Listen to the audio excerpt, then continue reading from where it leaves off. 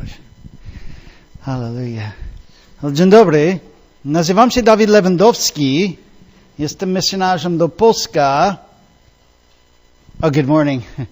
My name is David Lewandowski, and I'm a missionary to Poland. And it's a privilege, it's an honor to be here with you today. Pastor Carl, thank you for inviting us to come and to share with you this wonderful day. And thank you for your friendship. We love it here. Wow.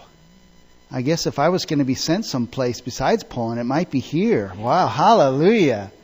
Now I know the weather isn't always this beautiful, but this is incredible. And you're just a wonderful group. Really sense God's presence and being here with you. It's just wonderful to celebrate, to worship together, to be in God's presence and to receive from Him. So it really is wonderful to be here with you today. Well, I would like to share with you a little bit today about our family, about our ministry, about what we've been doing in Poland, and then my wife's going to actually come and share with you today. Could you go ahead and... We started ministering in Poland in 1999. My wife and I, we went there for the first time. And while we were there, the Lord spoke to me very, very clearly, will you come and minister to these people?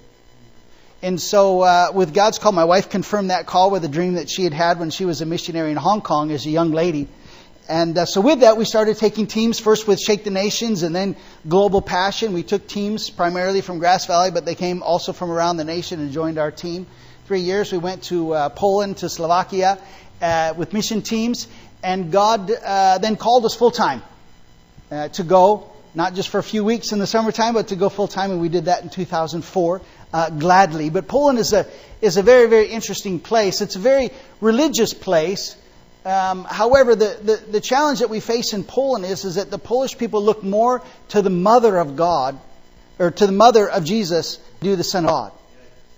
And it's a challenge because when they look at us, you and I, as a sect or a cult.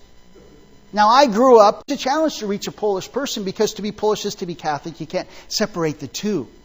And so what we found is through our years of ministering there and working with Polish people, that one of the most effective ways to reach someone is just one-on-one. Just sharing your life. And my wife and I, we did that through a course that we developed called Face to Face. And we want you to know that we love Poland. But the vast majority of Poland is really unreached. Because most towns and villages, there's no evangelical church. There's no church like yours where they can hear the message of salvation by faith. Go ahead and run that for me if you would. Because of these 2,500 communities, we know scattered across the nation of Poland, only 281 have an evangelical church of any kind.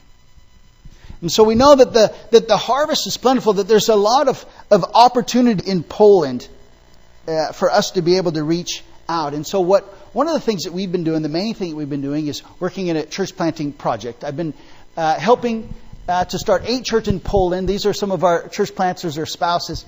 And one church in Ukraine also we've been helping. But what we do with our church planters is we bring them together one weekend every other month. And there we encourage them, we challenge them, we train them, we equip them, and then we send them back out to towns and villages around Poland. And there we have a great opportunity to be able to help them. We help them with resources, we help them with evangelism teams, we help them in any way that we possibly can so that they can reach the lost. And that's where you come in, because you have a great opportunity, because you can come and help us. You can come and help Poland. I want you to know that God has called us to go back. Before we left Poland, the Lord spoke very, very clearly to me. Will you come back? And this is our city of Wrocław. If you go ahead and run that for me. That God has called us to go back. Before we left in the last service, He spoke clearly to me. Will you come back? Will you leave your family? Will you leave your friends? Will you leave your home? Will you come back? And we said yes. We said yes. And we're preparing to go back because God has called us to continue all the things that we've been doing.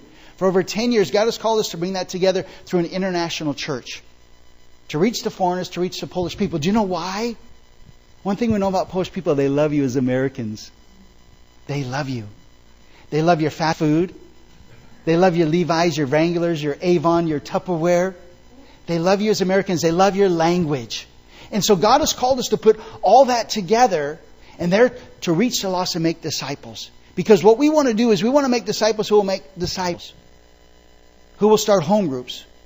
Because we want a movement. We want to start a movement across the nation of Poland and around the world Oh, you see McDonald's. So we have 15 McDonald's in our city. 15 and 6 Starbucks. Hallelujah. And now we have Cinnabon. Cinnabon, right on the old square. I just saw it last week. I saw it. I was quite shocked. Cinnabon. And anyway, but God has showed us that it's a bridge to be able to reach the lost and there to make disciples. Because you know what we want? It's very simple. Poland. That's all. Ask of me, the Lord said. Ask of me, and I'll give the nations as an inheritance to you. And that's what we want. We want Poland, but we need you to help us. One of the other things that we know is that by meeting the needs in our community, we can also build relationship. We can build bridges. And my boys and I and a few university students, we did that. If you go ahead and run that for me. In our Royal Ranger outreach program, we started it in a town near us where there's no evangelical church, just a few believers. And we went and we started in the school. We've had about 50 children have come through our outreach program. And at the Easter presentation, when I gave it, because, you know, all scouting programs are emotional, physical, spiritual, and social. So we talk about spiritual things, even though it's kind of a secular program, if you would. But during that time, we talked about what Easter was really all about. And 8 of those children said yes to Jesus.